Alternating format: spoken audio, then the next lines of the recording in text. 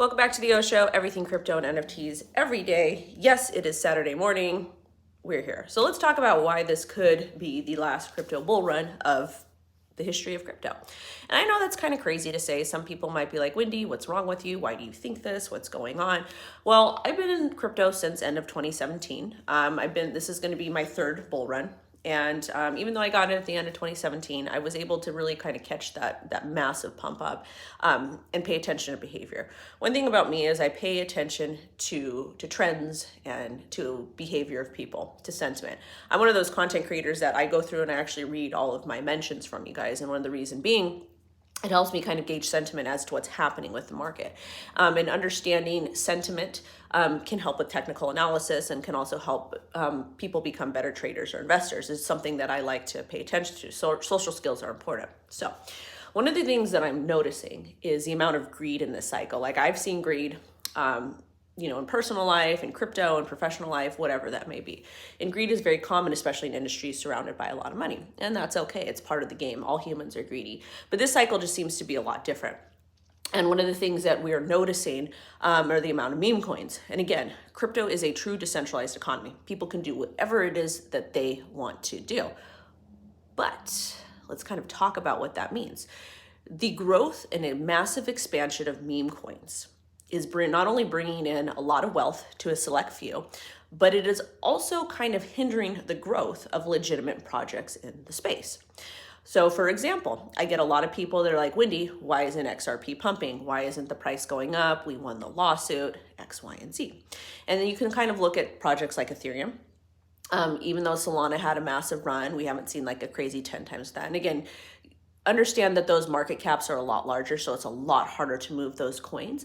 But at the same time, if you look at the actual trends, you will notice that it's really just meme coins that are really running the entire industry, and some pre-sales. And we'll get into that in a minute. So most of these meme coins are made on Solana. Last cycle it was Ethereum, but this cycle it is Solana because it is it's easy, it's affordable, and a lot of people have access to them now because of Phantom Wallet. And what you'll see is a lot of creators are pushing this stuff, which is fine. That's their business. I don't care what people do. Like we talk about meme coins here and there. If we've invested in something, sometimes we bring it up. And we do take coin requests, okay? Also, to make sure you guys smash likes, only 16 likes, so let's get that up. But with that being said, like Phantom Wallet has made it super easy for people to participate in Solana-based meme coins or NFTs or the ecosystem. Again, there's a lot of legit projects on Solana, okay? Now, that being said, Phantom Wallet is very similar to MetaMask, and it was very easy for people, average people that had never gotten crypto before, to make money. I saw this all throughout TikTok, okay? And you're going to see a lot of the chatter about meme coins on crypto Twitter. That's where generally what happens is the news breaks first on Twitter, and then it goes to YouTube, and then TikTok, Instagram, Facebook, whatever that is, okay? So you'll see a lot of the chatter go on Twitter, which is fine. And the cool thing about Twitter is you can simply put in the hashtag or the coin and you can see everybody who's talking about it. And really good platforms like Lunar Crush, they're able to kind of aggregate that information for you. But if you notice, it's the same group of people talking about the same projects. And a lot of these projects, they're from Doc's teams, and they are just being talked about and created by like the same dozen people. And what it is they create these projects. They run, they dump, and then they create another one, and it's just jumping to the next, to the next, to the next. The people that are making money on these are those that know these people, those that are in those chats, the market makers, and all of that. And then of course, some of the content creators that are talking about it, and when I say content creator, I'm not talking just about YouTubers. I'm talking about people that are talking about the projects. Anybody on X or on any platform that is talking about a particular project, that makes you a content creator. And again, no shade. I don't care what people do. I'm not one of those people. I'm not one of those creators that will trash other people unless they've done something seriously wrong. I just don't do it because I just think it's bad karma. It's bad for business. And honestly, if we're supposed to be operating in a true decentralized economy, I'm going to walk that walk. I want you out of my business and I'll stay out of your business. But that's kind of what we're seeing happening. We're seeing the same group of people create the same type of projects and abandon them.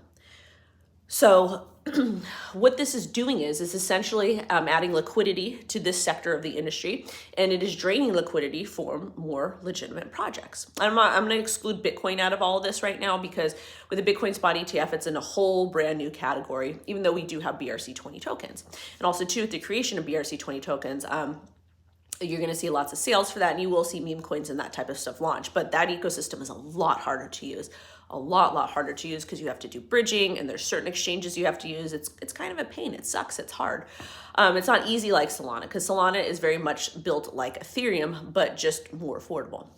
So you're going to see all of these projects come out. You're going to see the same people talk about them, and you are going to see it's the same cycle. And if you learn to read a chart well, if you can read a chart well, if you can pay attention to volume and liquidity and track the wallets and that's why yesterday on the show we talked about the bullish consolidation periods where it's just ping-ponging back and forth, and then they get the massive expansion. You'll be able to make money. You'll do well. But there's a lot of risk associated with that, because you don't know when the dev is going to rug. You don't know when the community is going to rug. You don't know when some of the top holders are going to rug. And that's why it's so important to learn how to track these different types of wallets, but also understand sometimes if there's like, let's say, for example, there's 10 wallets or the top holders of a particular project, it could be the same person. You don't know, because it essentially it keeps it private. So with that being said, I think a lot of this is the greed in the industry. And again, I understand, because a lot of people feel that this is going to be the last crazy cycle we have with all of the insane regulations. We have the crypto contagion with all the centralized exchanges dropping. We have, the downfall of FTX, which is part of the crypto contagion. But FTX really, what they did, and it was both good and bad. What they did was they added a lot of liquidity to a lot of these top tier projects, but at the same time, they caused a lot of market manipulation because of that, because essentially like picking favors. So we're going to see, we're going to see a lot more regulation come into play probably after this cycle. And I think a lot of people are just kind of over it. Like, they're not here for the tech anymore. They're not here to do anything positive for the industry but make money. And I can understand that. But at the same time, it's like there has to be some sort of happy balance to making money and being ethical and being here. Like me personally, my job is I'm a shock jock. I'm a content creator. I'm an entertainer. So we talk about different news things. We talk about fun things. We talk about sad things. We talk about different things. But I'm going to monetize. And that's okay to monetize, just as long as people are just as long as you're disclosing whatever it is, however you're monetizing. We monetize a sponsored content, with monetization turned on, consulting, all different types of things. And we talk about it. Like, if we're investing in something, we talk about it. So the only thing I'm telling you is, I don't know if this is going to be the last cycle or not. Could it be? Yes.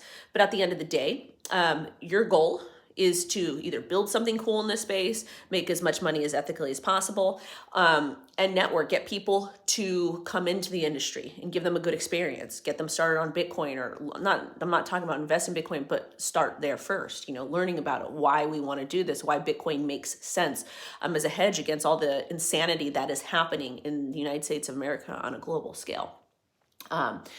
So I don't know, I just wanted to pop up here this morning and talk about what I'm seeing in the industry and all the greed that's happening. There's a lot of opportunity for you to make money, yes, but at the same time, there's a lot of opportunity for you to lose money. So do what works for you, and but just be cautious, be patient, and understand, especially when you're trading a lot of this low cap stuff, there's always somebody else on the other side with a lot more capital, a lot more liquidity, and that has a lot more information than you.